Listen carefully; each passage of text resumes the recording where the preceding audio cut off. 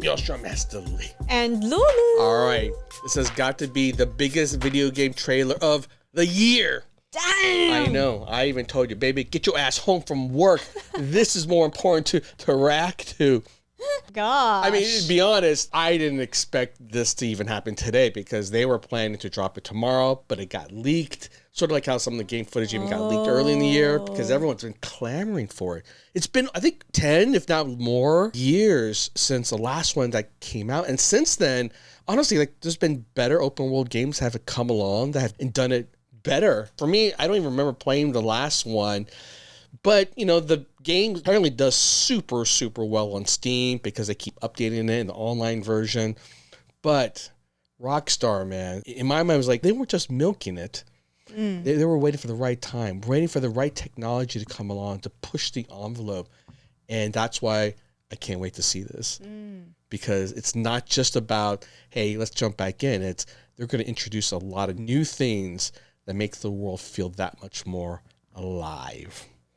That's my assumption of everything, considering I haven't even seen this trailer and I haven't followed this game in about 10 years. Yeah, I don't even know this game. Have I seen this? Grand Theft Auto, yeah, you see me play it back in the day, yeah. It was like probably the most talked about game for the longest time because it was so, even when you saw it, you're like, is it racing? So violent. Why are you killing people? Why are you hitting random people in the streets?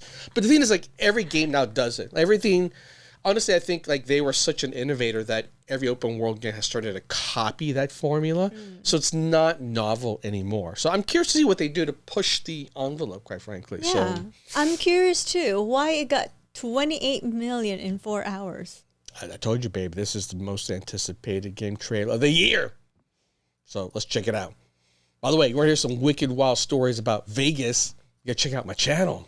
And if you want some hotness, check out my fantasy show on my OnlyFans. Oh, speaking of which, man, they need to have Grand Theft Auto Vegas, and they need to have OnlyFans models in it. Ooh. Then it's like Grand Theft Auto Wow. 2023.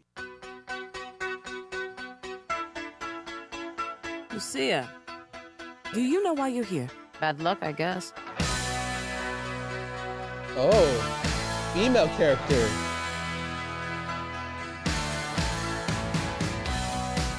There was a girl I knew. She said she cared about me. She tried to make my world the way she thought it should Ooh, be. Vice City, baby. Yeah, we were desperate then to have each other to hold. Oh, shit. Is a long, long road. Your love is a long, long Well, look who's back. The only way we're gonna get through this is by sticking together, being a team. Team, huh? Trust? Trust. Badass.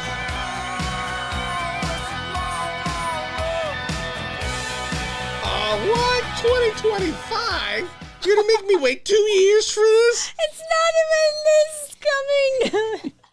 It's not even next year. It's okay. It's okay. I'll wait. I'll wait. Oh I'll wait. I'll wait. Wow. So it's like Fast and the Furious?